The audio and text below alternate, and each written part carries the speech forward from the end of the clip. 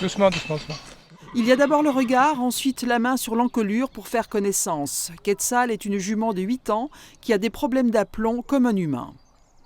Si un mammifère qui soit bipède comme l'humain ou quadrupède comme le cheval est dans le ventre d'une maman stressée, il sera en déséquilibre, il sera bloqué vers le bassin et à droite, ce qui fait qu'à la naissance, le mammifère humain ou animal va être en concavité vers la gauche, donc il va se mettre debout à quatre pattes et s'obligé de tordre son bassin.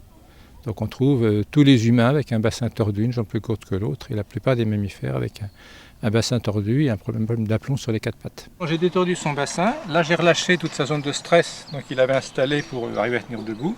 Et après on va travailler sur tout l'axe depuis le coccyx jusqu'au crâne, de manière à détordre tout ça.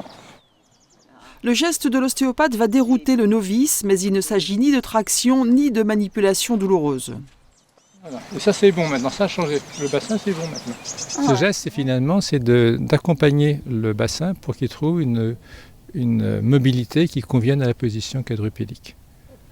Et ça suffit pour rééquilibrer le cheval? Ça suffit. Chez l'humain c'est pareil. Chez l'humain on soigne une scoliose comme ça, en une ou deux séances simplement en équilibrant le bassin pour donner une bonne position verticale.